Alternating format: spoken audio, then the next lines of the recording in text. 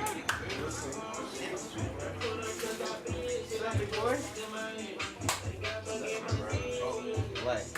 Hey, I'm gonna go home real quick and change and I'll be back. it's all good.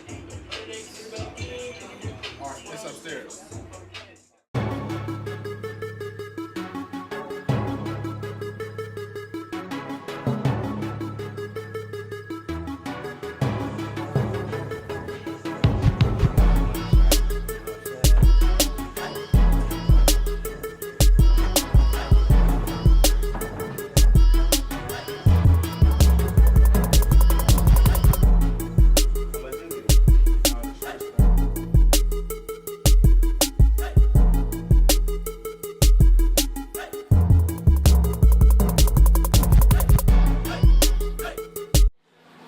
What's going on, man? It's your boy Lay.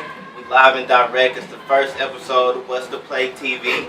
Here with my nigga DGO, man. First It's the, episode. you know what I'm saying? Dirty Pesos pop up. You know, first off, Blood, I just want to start off and say I appreciate you having me. You know, I appreciate you for putting me on the first episode of this shit. You know what I'm saying? You know what I'm saying? West Oakland's on. I just wanted to come holler at you and like really, I just want to, you know, tap in and you know, pick your brain for the ins and outs of this, you know, of this fashion environment. So we're gonna jump right into it.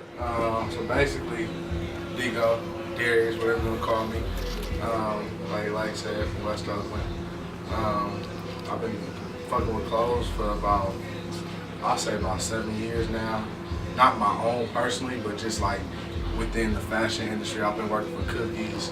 I've been working at this print shop, so like I get to see all these brands starting and all that other shit. So I mean, and I've been shit like in the dresses since I was a kid. So you feel me? I had to put my sauce in the game real quick. So yeah, I was gonna ask you, how'd you get into it though? You know, did you walk up one day and was like, I'm gonna do hoodies or something? So basically, I got this internship at this print shop because I already knew I wanted to do some clothes. I just didn't know what. You feel me? So I got this internship at this print shop, and we started off doing cookies there. That's when Cookies wasn't doing nothing, like 10 orders. You feel me? A week.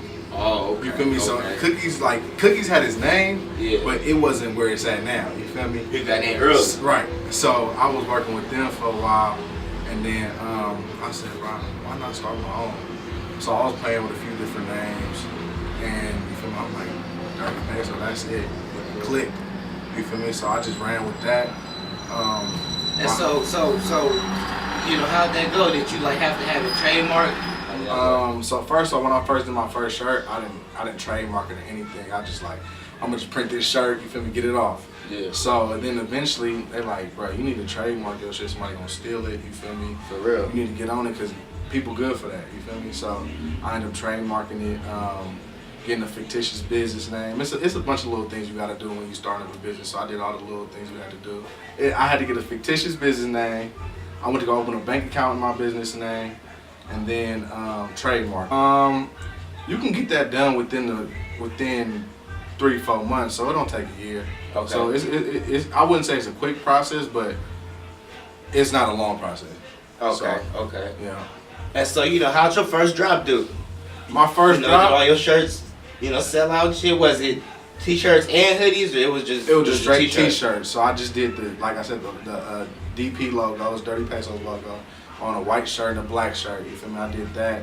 I did 50 each, and it was just mostly my folks buying them. You feel me? I didn't really have my name out there like that. I gave my pops one. I gave, you feel me, a few of my other folks, you feel me, that was in the league or whatever, and that was right. Wait, hold on. You ain't just gonna glance over that. So, you know, I mean, would you say that's a big part of your marketing? You know, being, you know, tapped in with like various individuals like in the league, and you know, because everybody ain't gonna have partners in the league. It is, you feel me? Like I don't be like, bro, put this on. I be like, wear it when you want to, bro. I'm not gonna press nobody to wear my shit. You feel me? And at the same time, like I know a lot of people want to pay other people to wear their stuff, and that's cool and whatnot. But it's like, use your resources first before you jump into that. You feel me? So if you got the resources right in front of you, use those. And that's what I did. I just used the resources I had in front of me.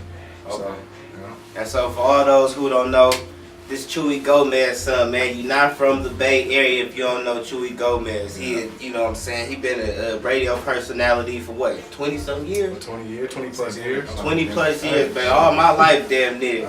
So I mean, you know, how did Pops help you with this? Honestly, I didn't really want him to help me like that, bruh. Okay. I didn't want him to help me. I wanted to do it on my own. So like, I gave him a shirt here and there, but it wasn't like blow my shit up. You feel me? I wasn't like post this, post this, post it. He posted what he wanted to. Okay. You feel me? Because I didn't want people to be like, oh, he got his Pops. You feel me? Doing such and such. I wanted to do this shit on my own. Yeah, the You feel mud. me? So it's just that it was just a natural build up, you know. So Okay. that's how I did that. Yeah.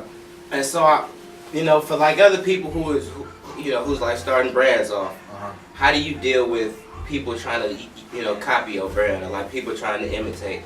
I honestly, at first I felt some type of way about it, but I looked at it like this: like people gonna support you regardless. You feel me? Niggas can copy you, do whatever they want to, but it's money out here for everybody. Right. So even if they do copy you, it's still the same people that still want your stuff. Mm-hmm. So I mean, you could be mad, but what's that gonna do for you? It's not gonna do nothing for you. So it is what it is. You feel me? Right. Okay. Okay.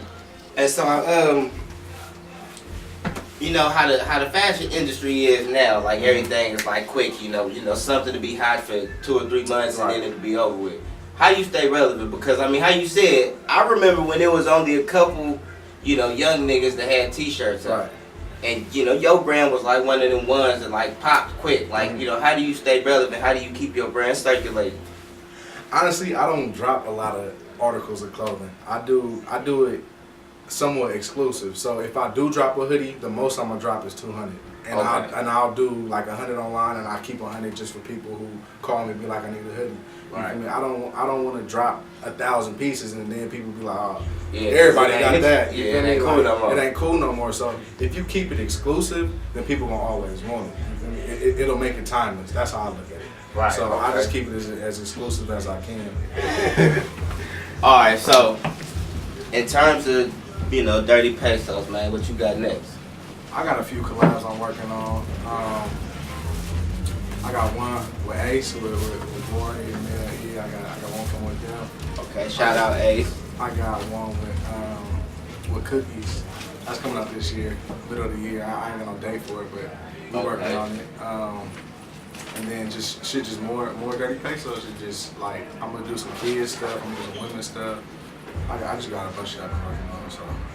And so are you going to keep it at exclusive drops or would you ever have it in like, you know, like boutique stores?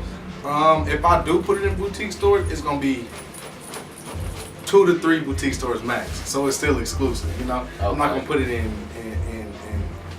10, 20 stores like at the moment, no. Okay. So I'm gonna just keep it exclusive, yeah.